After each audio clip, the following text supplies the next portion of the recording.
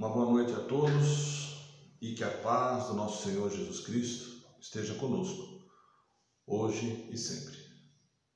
Queridos amigos, na noite de hoje nós vamos aqui dedicar alguns minutos para um pequeno estudo, um convite, na verdade, a tentarmos compreender a importância dessa obra mediúnica, Palavra de Chico Xavier, o romance espírita Paulo e Estevão. Uma obra que se aproxima de 80 anos da sua publicação e que narra aspectos do cristianismo primitivo em detalhes. Essa obra, meus amigos, ela é de muita importância para todos nós que desejamos conhecer a história do Evangelho de Jesus. E Emmanuel começa narrando essa história justamente no ano 34, na cidade grega de Corinto, onde ele vai encontrar a família do velho Yoshdeb, um senhor israelita, viúvo, com 2 filhos, Gesiel, de 25 anos, e a jovem Abigail, de 18. Ele narra a passagem que Yoshdeb, ao chegar à cidade de Corinto, ele morava numa área rural, recebe a informação que as autoridades romanas, no dia seguinte, estariam recebendo todos aqueles que eventualmente tivessem algo a recorrer à justiça. E Yoshdeb havia, no passado, sido expropriado em suas terras, motivo que inclusive levaram ao desencarne da sua ex-companheira por desgosto, Ele então pensa em comparecer àquela audiência para reivindicar aqueles que seriam seus direitos diante da justiça. Fiel seguidor da lei mosaica, acreditava nas promessas de Deus e que eventualmente poderia então reaver aquilo que era dele. E quando chega em casa, comenta com os filhos, Gesiel e Abigail, que haveria no dia seguinte uma audiência nesses termos. É aconselhado por aqueles 2 jovens a não comparecer. Dizem a ele os filhos: pai, não vamos nos envolver nessa situação. Está bom do jeito que está aqui. Vamos dar sequência às nossas vidas. Espíritos de alta evolução moral, aconselham o pai que não ouve as palavras daqueles filhos. E diante das autoridades romanas, da autoridade romana, ele faz a sua justa reivindicação. No entanto, para sua surpresa, ele não só não é atendido no seu pleito, como também é expropriado nas terras em que morava. Revoltado com a sentença desfavorável, a caminho de casa, Yoshdeb acaba ateando fogo na propriedade vizinha, que era justamente de uma das autoridades que o julgava. Chegando no lar, ele se obriga então a dar notícia aos filhos. Notícia essa de muita tristeza, pois que haviam de deixar a propriedade. E não parava aí. Noticia também que fora ele o responsável por atear fogo na propriedade vizinha. Como Yoshdeb fora visto na cena do crime, não demorou para que os soldados romanos lhe batessem a porta. E os 3 foram presos. Levados em custódia no dia seguinte, na audiência, Gesiel, compadecido da situação do pai, sabendo que ele seria condenado, assume a autoria do crime, dizendo: não fora o pai que ateara fogo, fora ele. E diante dessa confissão, ambos são condenados. O pai, porque fora visto na cena do crime, o filho que confessara, e a filha havia sido então absolvida. Diante da condenação, o velho sofre uma tremenda surra, e acaba desencarnando. Gesiel, após ser vilipendiado no seu corpo, torna-se escravo romano. E Abigail passará então a ser uma fugitiva, porque não havia mais ambiente para que ela continuasse morando na cidade de Corinto. E assim, tragicamente, inicia-se esse nosso romance. O pai havia desencarnado, o filho havia se tornado escravo e a filha fugitiva.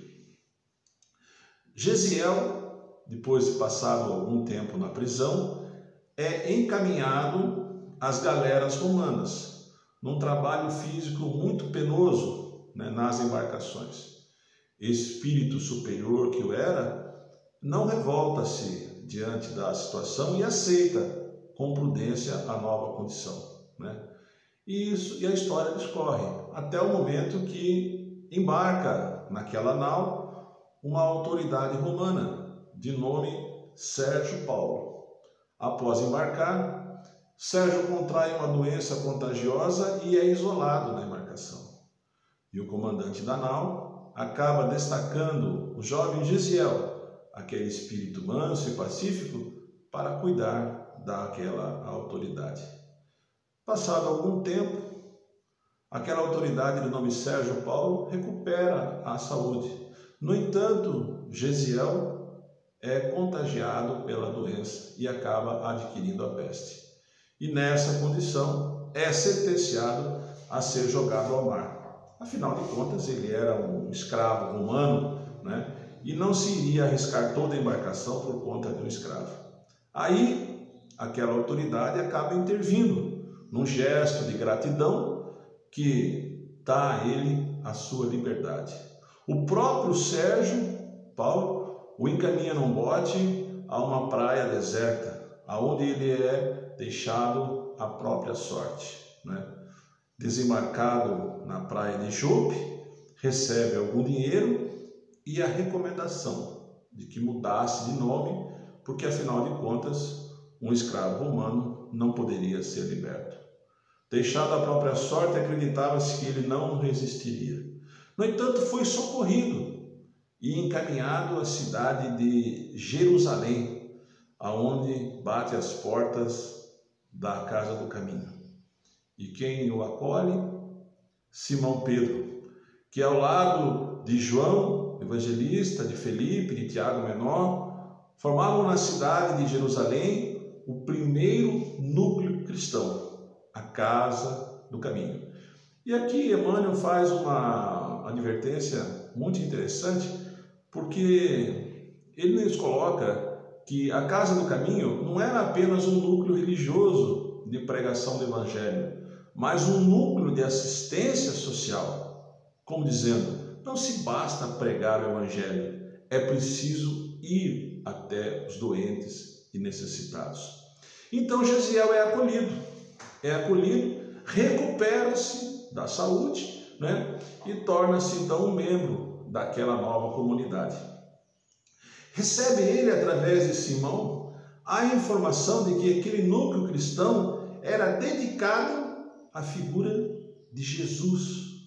E ele gostaria de saber quem era aquele Jesus. Quando Simão esclarece que Jesus era o Messias prometido. E onde estaria? Simão esclarece, fora ele crucificado.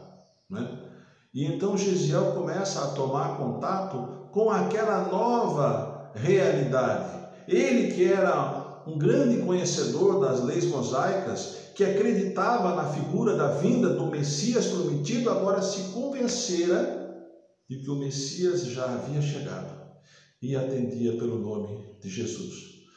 Gesiel, agora convertido em Estevão, rebatizado, passa então, meus amigos, a ser o primeiro grande orador do Evangelho primitivo.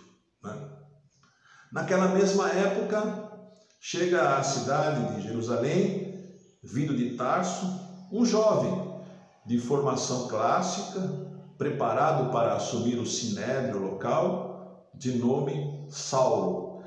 E Emmanuel narra as primeiras cenas de Saulo na cidade de Jerusalém. O encontro com um amigo de Sadoc, da cidade de Damasco, e ele acaba perguntando a Sadoc o que estaria ele fazendo naquela cidade. E ele explica que vinha até Jerusalém por conta da cura de um tio, e fora ele curado justamente por aqueles homens do caminho. Curiosos por aquela nova atividade, ambos decidem comparecer à casa do caminho para conhecer aquelas atividades religiosas. E quando eles chegam lá, são acolhidos por Simão, por Filipe, por João, por Tiago, né? E ali ele acaba presenciando um discurso inflamado de Estevão. Estevão, o primeiro pregador do evangelho primitivo, esclarece àqueles irmãos que o Messias prometido havia chegado, que ele era Jesus, que vinha nos trazer a revelação do amor e da caridade. Contrariado no seu íntimo, Saulo acaba discorrendo como poderia ser aquele Messias, o carpinteiro, que fora ele crucificado na cruz ao lado de dois ladrões julgados pelo Sinédrio, ser o Messias prometido. O carpinteiro não fora capaz nem de se salvar. Como seria ele o Messias? Ele não aceitava que Jesus pudesse estar acima de Moisés. E ali há o primeiro embate entre Saulo e Estevão. Atingido no seu orgulho, Saulo resolve convocar aquele jovem para que comparecesse ao Sinédrio, para que eventualmente confirmasse aquelas declarações que seria uma blasfêmia contra as leis mosaicas. Estevão, no entanto, não atende o convite e posteriormente é intimado. E na condição de intimado, comparece ao Sinédrio. Diante daqueles fariseus, ele explica a sua nova realidade, explica que ele era um seguidor de Jesus, que aquele era o Messias que havia chegado, trazendo amor, amparo e consolação a todos. Nessa condição, ele é agredido por Saulo, na medida em que Saulo não concorda. Ele era um entusiasta, defensor da lei mosaica, né? E pede a condenação de Estevão. E quando ele vai até Gamaliel, seu superior à época, pedindo a condenação de Estevão, né? Gamaliel, que era neto de Eliel, uma grande autoridade judaica, por prudência, acha melhor estudar o caso. E ele próprio, Gamaliel, vai até a casa do caminho, aonde se encontra com Simão e com os demais apóstolos, inteirando-se daquela nova atividade. Recebe de Simão uma cópia do Evangelho de Mateus. E aqui há uma grande revelação de Emmanuel, porque ele nos afirma que, nesse momento, o Evangelho de Mateus já havia sido escrito, né? Recebe a obra e passa a estudá-la. No entanto, Saulo, inconformado com aquela situação, passa a exercer uma grande perseguição àqueles cristãos e leva até a prisão os apóstolos de Jesus. Em diligência em que ele próprio comandara, vai até a casa do caminho, prende Simão, prende João e não leva Tiago, porque quando o encontra, ele está ajoelhado lendo a Torá, né? Dessa forma, meus amigos, o evangelho primitivo sofre um grande golpe, né? Os apóstolos estavam presos e foram levados a julgamento. E no julgamento, né, Gesiel, agora conhecido como Estevão, é condenado à morte por apedrejamento. E pela intercessão de Gamaliel, os demais apóstolos são liberados. Aquele momento era um momento de grande exaltação de Saulo, que estava chegando como um grande defensor da lei mosaica. Ele resolve, naquela cerimônia que trataria da morte de Estevão, levar a sua noiva, que residia na estrada de Jope, né? Então ele vai até lá e faz o convite à jovem Abigail, exatamente a irmã de Gesiel, né? Ele não sabia, nem ela, que estava à procura do irmão já há muitos anos, né? E quando ela comparece na cerimônia, já quase morto, Estevão, né, ela reconhece o irmão Gesiel e diz a ele: Saulo é meu irmão Gesiel, né? Interrompe-se naquele momento o apedrejamento, mas Estevão já está praticamente morto. Há tempo ainda de que ele reconheça a irmã Abigail e diz a ela que perdoe aquele homem, que perdoe Saulo, né? Mas Saulo, no seu orgulho, não poderia aceitar que a sua noiva, Abigail, fosse irmã daquele traidor, né? E dessa forma ele resolve, naquele momento, encerrar o seu relacionamento com Abigail. Abigail volta à estrada de Jope e só recebe a visita de Saulo 8 meses depois, quando ele lá comparece na procura da reconciliação. Mas quando Saulo chega às portas de Jope à procura de Abigail, ela se encontra doente e convertida ao cristianismo.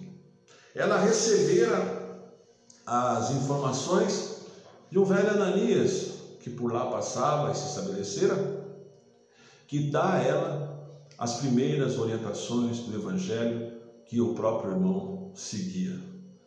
Saulo, desconcertado, vai embora, mas é chamado para que no dia seguinte retorne à cidade de Jope, porque Abigail, muito doente, estava por desencarnar. E acontece. Nos braços de Saulo, Abigail desencarna e segue para o mundo espiritual. Saulo se revolta. Quem seria aquele Jesus que havia interferido na sua existência? Chegando a Jerusalém, ele pensa em promover uma grande busca na cidade para encontrar então aquele velho Ananias, aonde ele estaria. E tem a informação de que Ananias havia se deslocado para Damasco. Saulo convence o Sinédrio que aqueles cristãos primitivos deveriam ser combatidos não só na cidade de Jerusalém, mas também na circunvizinhança, e recebe a autorização para seguir para a Síria em busca de Ananias. E aí, meus amigos, acontece a grande virada desse homem. Saulo, a caminho de Damasco, às portas da cidade, ao meio-dia, sol a pino, chegando à cidade de Damasco, no seu cavalo, um grande carão à sua frente, e ele cai de joelhos. E uma voz diz a ele: Saulo, Saulo, por que me persegues? E ele responde: Quem és tu, Senhor? E a voz: Eu sou Jesus. Saulo humildemente diz a ele: Que queres que eu faça? É o fundo de poço de Saulo, é a mudança de comportamento. Ele então vê Jesus, que diz a ele: Segue até a cidade de Damasco, que lá será dito o que fazer. Saulo, no entanto, após aquela visão esplêndida à sua frente, fica cego e resolve então seguir os conselhos daquele Jesus e volta e vai até a cidade de Damasco. Ele era acompanhado naquele momento por 3 pessoas. 2 retornam à cidade de Jerusalém contar a nova condição do doutor da lei, e um deles o acompanha até a cidade de Damasco. E quando ele lá chega, ele procura a casa de Sadoc, aquele velho amigo, e não é recebido, pois ele havia dito, através do seu interlocutor, que estava convertido, cego e precisava de abrigo. Saulo então se instala numa pequena pousada, aonde fica durante 3 dias, aguardando. Afinal de contas, o próprio Jesus havia dito a ele que ele deveria caminhar até Damasco. E após esse período, bate à sua porta justamente o velho Ananias, aquele a quem ele iria perseguir, dizendo a ele: Saulo, vim em nome de Jesus lhe restabelecer a visão. Saulo é curado e recebe de Ananias as primeiras informações daquele evangelho de Jesus. Saulo, agora já convertido, resolve então ir até a sinagoga no sábado seguinte, proclamar a sua mudança. Afinal de contas, ele havia se equivocado. Ele, que era até então o grande perseguidor dos cristãos, passara então agora a conhecer aquele Jesus de bondade e amor. Ele vai à sinagoga procurando reparar o seu erro, dizendo que, conta a sua história, dizendo que agora ele havia se convertido. Saulo é praticamente expulso da sinagoga, considerado um traidor, e ele vai então ao encontro do velho Ananias para esclarecer o que havia ocorrido. Afinal de contas, os irmãos de fé não haviam entendido aquela nova realidade. E Ananias diz a ele: Saulo, Jesus levou 30 anos para iniciar a proclamação do seu evangelho, e você em apenas 3 dias já quer transformar o mundo. Decepcionado com aquela atitude, ele resolve ir à cidade de Palmira, às portas do deserto, para se encontrar com Gamaliel, aquele mesmo que fora seu tutor no Sinédrio, agora aposentado e recolhido na cidade de Palmira. E quando ele lá chega, ele coloca a Gamaliel a sua nova condição de homem do caminho. Gamaliel, também já convertido ao cristianismo, mostra a ele o evangelho de Mateus, que havia recebido de Simão Pedro, e o entrega para que ele possa estudar. E então Saulo fica numa situação e coloca a Gamaliel: o que vou fazer até agora? Daqui para adiante? Eu era juiz de direito, era o senhor da lei, agora não posso nem frequentar mais a sinagoga. Então Gamaliel diz a ele: mas tu não tivestes uma profissão, não tivestes uma atividade, não conhecesses nenhum ofício? E ele se recorda então de ter recebido do pai a formação de tecelão. E aí, a partir daquele momento, ele é empregado junto ao irmão de Gamaliel e passa a ser um tecelão. Ele que fora juiz de direito, uma autoridade, agora convertido ao cristianismo, um humilde tecelão.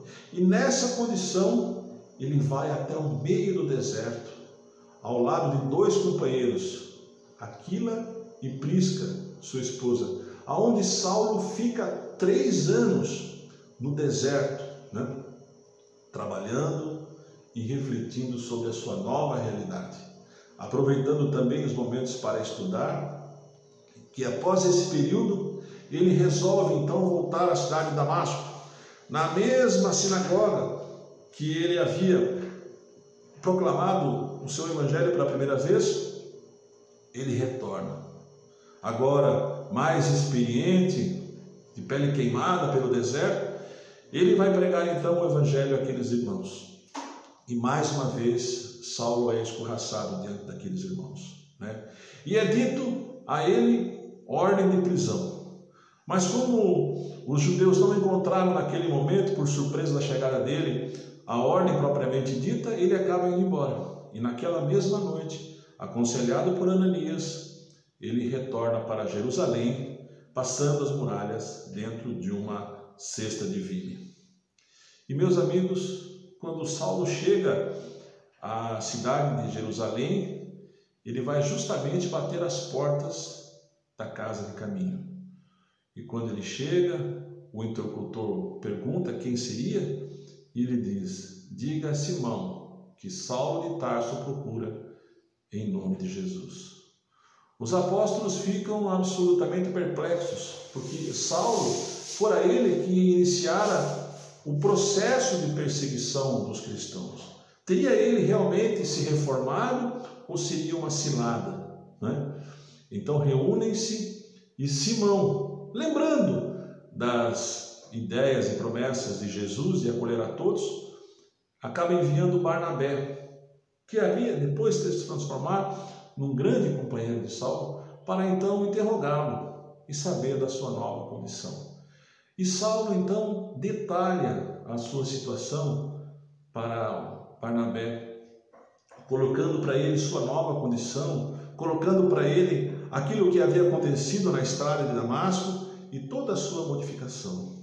E nessa condição, Saulo é acolhido perseguido, ele passa a ser um acolhido na casa do caminho. E ele faz uma solicitação muito interessante, muito curiosa. A Simão gostaria de permanecer lá no leito que era de Estevão, né? E aí, meus amigos, Saulo é aconselhado pelo próprio Simão que partisse de Jerusalém, porque afinal de contas havia contra ele um mandato de prisão. E ele pensa, para onde iria? Não teria ele mais um lar? Para onde ele poderia ir?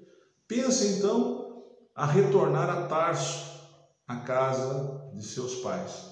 Ele já tomara conhecimento que a sua mãe havia desencarnado por desgosto diante da sua conversão. E quando chega a Tarso e encontra seu pai, que não aceita naquela nova condição de convertido. O pai diz a ele: Saulo, eu lhe preparei para ser um senhor da lei, e hoje você segue o carpinteiro, né? E não é acolhido pelo seu pai. Sim, ele agora seguia Jesus, resolve ir embora, né? Quando então o pai manda a ele, através de alguns emissários, um pouco de dinheiro. Ele pensa em não aceitar, afinal de contas ele era um homem orgulhoso, mas diante da sua situação ele aceita. E com aquele dinheiro ele compra um tiar para que ele pudesse trabalhar e sobreviver. E nessa condição, meus amigos, ele permanece na cidade de Tarso por 3 anos, trabalhando humildemente e anonimamente como um tecelão. Ele que fora um senhor da lei, agora se coloca na humilde condição de um tecelão.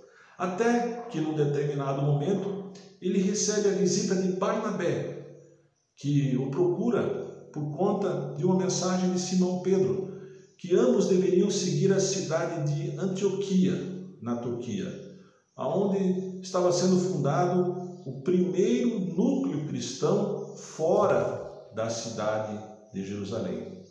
E em Antioquia estabelece-se então esse núcleo cristão de alta elevação moral. Emmanuel explica que a igreja de Antioquia ela tinha grandes recursos, né? Através da pureza daqueles homens que ali se encontravam, né? Que haviam inclusive fenômenos de voz direta, né? Diante da nova realidade que ali se existia.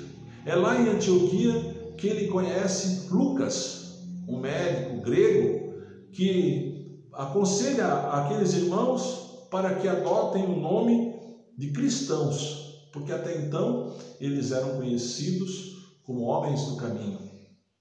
E em Antioquia se estabelece então o primeiro núcleo cristão fora da cidade de Jerusalém. Recebe ele o convite para seguir a Jerusalém, ao lado de Barnabé. E quando eles chegam à cidade de Jerusalém, a casa do caminho, eles percebem que a casa do caminho estava um tanto quanto modificada, vista que aspectos do judaísmo haviam se infiltrado na religião nascente, né? A circuncisão, a proibição de comidas impuras, pois Saulo era crente do evangelho primitivo puro, sem nenhum dogma, sem nenhuma manifestação, né? E ali então há um pequeno combate entre Saulo e os apóstolos de Jesus, em especial a figura de Tiago menor, que tinha muita ligação com o judaísmo. E Saulo então passa a refletir que se as coisas caminhassem como estão, em 50 anos o evangelho iria estar totalmente modificado. E resolve ele então, como o próprio Cristo havia advertido, pregar o evangelho do Oriente ao Ocidente. E lá, Saulo, ao lado de Barnabé, organiza então a sua primeira viagem apostólica. Saulo e Barnabé, juntamente de João Marcos, que era sobrinho de Barnabé, que nada mais era, ninguém mais que o apóstolo Marcos. E Saulo então começa as suas viagens pregando o evangelho, trabalhando durante o dia e pregando aos finais de semana. levando do Oriente ao Ocidente a nova luz do cristianismo. E essas viagens se iniciam pela ilha de Chipre, aonde eles vão até uma cidade chamada Neopafos. Lá eles encontram uma autoridade que estava doente e que havia recebido a informação de aqueles homens ali estavam se estabelecendo, praticando a cura. E Saulo, então, juntamente com Barnabé, é intimado a comparecer diante da autoridade. E quando lá chegam, eles percebem que aquela autoridade nada mais era do que Sérgio Paulo, aquele mesmo que havia sido acolhido por Gesiel. E Saulo diz a ele: o médico a quem eu sigo já lhe curou e pode curar novamente. Mas quem era aquele médico que já havia curado? E ele disse: Jesus. Aonde está? Jesus está no coração de todos nós. Sérgio Paulo agora novamente é curado e passa a ser um grande incentivador do cristianismo primitivo. Situação essa que leva a Barnabé a dizer: Saulo, diante das maravilhas que estavam acontecendo naquela viagem, que ele deveria então mudar de nome, se converter. E ele adota o nome de Paulo. Ao invés de Saulo, agora ele se batiza nesse momento como Paulo, em homenagem a Estevão, que havia curado Sérgio Paulo. A viagem se percorre por praticamente todo o Oriente, Saulo, Barnabé, até o momento em que João Marcos, acaba deserdando, né? Viagem essa que ao todo leva 4 anos. Meus amigos, Emmanuel narra várias passagens de Saulo durante suas viagens, onde muitas vezes foi incompreendido, né? Sendo apedrejado, sendo preso, vilipendiado, né? Mas ele não desiste da pregação do Evangelho de Jesus. Retornando depois desse período à cidade de Antioquia, ele percebe mais uma vez a cidade modificada, a igreja modificada. Aspectos do judaísmo estavam se infiltrando também na igreja de Antioquia, que já não era mais a mesma que ele havia deixado. Ele resolve então convidar Simão para que Simão fosse até Antioquia. Simão atende o convite e quando lá chega, Saulo coloca a sua posição firme e segura de que o evangelho era algo puro, primitivo, como havia sido programado por Jesus. E não se misturava com a aliança da carne, com a circuncisão, com aspectos do judaísmo. Ele coloca que Jesus estava sim acima de Moisés, né? E ali então há um embate entre Paulo e Simão. E ele então invoca Simão, que tinha grande autoridade à época, porque ele fora um acompanhante de Jesus. E Paulo diz a ele: o que fazer? E Simão, num gesto de humildade, diz: Paulo, eu que neguei Jesus 3 vezes, o que poderei dizer? Resolve-se então os cristãos primitivos se reunirem no primeiro concílio na cidade de Jerusalém. E Emmanuel, nessa obra, meus amigos, dá todos esses detalhes, como essas reuniões aconteciam, com a presença dos apóstolos e dos novos convertidos. E quando chega lá, Saulo não é acolhido nem mesmo na casa do caminho, é obrigado a ficar na casa da irmã de Barnabé, né? Maria Marcos, né? Ele percebe que o judaísmo estava totalmente infiltrado. E Simão esclarece para ele que naquele momento, daquela dificuldade, era necessário se conviver com o judaísmo. Porque como acolher aqueles irmãos? Mais de 100 pessoas estavam lá na casa do caminho e não haviam recursos. Nessa ocasião, então, há um grande embate da igreja primitiva entre aqueles que adotavam a doutrina de Paulo, né? E aqueles que estavam mais propensos a aceitar aspectos do judaísmo, né?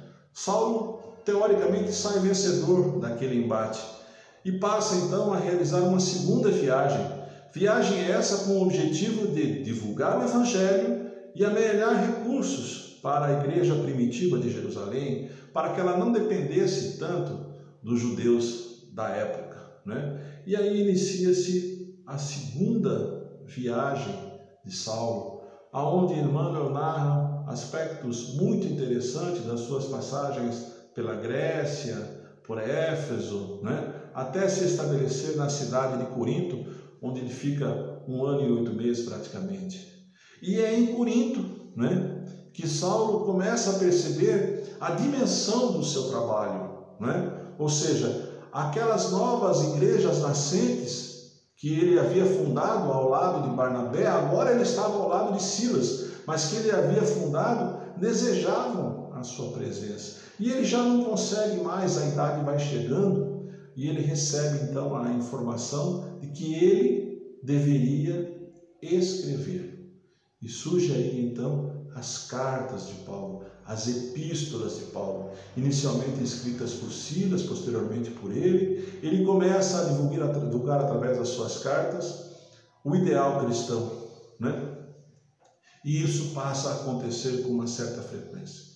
Retornando à cidade de Antioquia, onde se estabelecera, ele recebe uma carta de Tiago Menor, que ele deveria comparecer à cidade de Jerusalém para prestar um depoimento ao Sinédrio. A sua presença lá estava sendo exigida.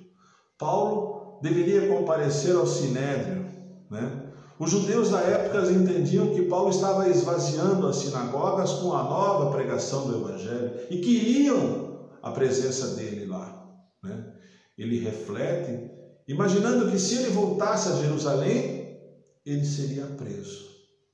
Então ele se acolhe no Evangelho de Mateus, abre e recebe a informação: reconcilia-te com teu inimigo enquanto está a caminho. Tiago propriamente não era seu inimigo, né? Mas era um grande defensor do judaísmo dentro da doutrina cristã. E ele então, que já estava prestes a partir para Roma, acaba abortando a sua viagem e vai até Jerusalém. Diante do Sinédrio, Paulo é condenado e preso. Um grande tumulto naquela ocasião, porque os judeus queriam justiça, queriam a aniquilação de Saulo, né? No entanto, a pedido de Lucas, as autoridades romanas intervêm e Paulo é levado à prisão. Um grande tumulto se forma e a autoridade local resolve tirar Saulo de lá e levar até Cesareia, numa escolta de praticamente 400 homens. Quando Paulo chega a Cesareia, as autoridades ficam perplexas, 400 homens para um, né? E lá ele fica durante 2 anos preso, pois afinal de contas não havia nenhuma acusação formal contra ele. Havia somente a indisposição dos judeus da época contra a pessoa de Paulo, né? Ficando preso, né? Após esse período onde ele aproveita para escrever, para refletir, né? Em especial em companhia de Lucas, aquele médico que o acompanhara, né? Ele então apela para César, ou seja, ele na verdade era um cidadão romano, ele possuía através da sua família o título de cidadão romano e apela para César, para que fosse julgado em Roma. E aí Emmanuel narra toda a viagem de Saulo partindo de Cesareia até a sua chegada a Roma. Uma viagem que Emmanuel narra com extremos detalhes, inclusive o naufrágio às portas da cidade de Malta e a sua chegada em Roma. E quando ele chega em Roma, romano que era, é absolvido, porque afinal de contas não havia nenhuma acusação consistente contra ele. Ele resolve então dar continuidade à sua pregação, resolve ir à Espanha. Ele já estava velho, alquebrado. E naquele momento não foram porque recebe aos irmãos de Jerusalém. João e Simão ali chegam à cidade de Roma. Mas mesmo assim ele parte para a Espanha, né? Até o momento que é chamado de volta diante da prisão de João, ele volta para que intercedesse para a soltura. Sabia da importância de João para o Evangelho e da sua missão que ainda estava por se realizar, né? João é solto e retorna à Ásia. Mas naquele momento, meus amigos, nos aproximamos do ano de 64, o imperador de Roma era Nero, né? Que era um espírito altamente ambicioso e resolve atear fogo à cidade de Roma.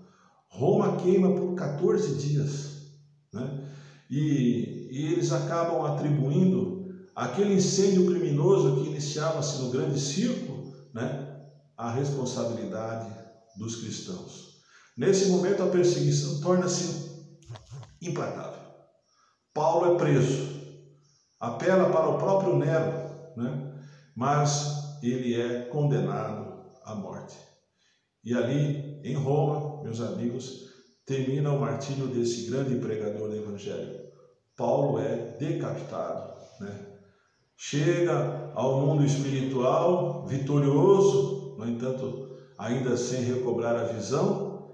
E o primeiro espírito que o encontra é o de Ananias, que diz a ele: Saulo, enquanto encarnado, lhe restabeleci os olhos da carne. Agora tu tens os olhos do espírito, né? Reencontra Gamaliel, mas seu desejo era de encontrar Abigail propriamente e Estevão. Estevão o havia acompanhado durante 30 anos na sua missão, como um anjo da guarda o fosse, né? E ele então tem a oportunidade de encontrar não só Abigail, como Estevão e Jesus, que o acolhe, dizendo a ele: Saulo, meu pai assim quer que verdugos e vítimas se harmonizem. E Paulo então passa ao mundo espiritual. Meus amigos, essa evidente é uma breve narrativa dessa obra que tem quase 500 páginas e fica aqui realmente o convite para que nós possamos estudá-la. Mas o grande ensinamento dessa obra é a transformação desse homem, de Saulo em Paulo, né? A grande transformação moral, que é o convite que nós fazemos, que todos nós podemos fazer. Paulo, de perseguidor, passa a ser a grande pilastra do evangelho primitivo, porque os demais apóstolos tinham poucas condições intelectuais, eram pescadores, cobradores de impostos, mas Paulo era um doutor da lei, era um homem letrado e conseguiu, através da sua disciplina e dedicação ao Cristo, tornar-se a grande pilastra do evangelho primitivo. É fato que, lendo a obra, nós vamos perceber que a história de Paulo foi algo de muito sacrifício, né? Afinal de contas, ele tinha uma vida abastada e abdicou de tudo para seguir aquele Jesus que havia aparecido a ele às portas da cidade de Damasco. Mas ele nunca foi desamparado. Recebeu a intuição dos espíritos amigos, em especial de Gesiel, durante 30 anos, como eu disse. Mas também esteve junto dele a noiva Abigail no mundo espiritual. E numa determinada passagem do livro, em que Saulo passa por momentos difíceis, Abigail vai até ele e diz: Saulo, ama, trabalha, espera e perdoa. Eis o grande roteiro, meus amigos. Narrado por Emmanuel nessa história extraordinária do Evangelho primitivo, fica aqui mais uma vez o convite para aqueles que não leram, que possam ler essa obra extraordinária, um dos 5 romances de Emmanuel. E aqueles que já leram, possam relê-la, porque está nos nossos corações, através dessa obra, o próprio Evangelho de Jesus, narrado em Atos dos Apóstolos. Queridos amigos, obrigado pela oportunidade, com uma grande satisfação que estou aqui e que nós possamos retornar em breve. Que assim seja. Muito obrigado.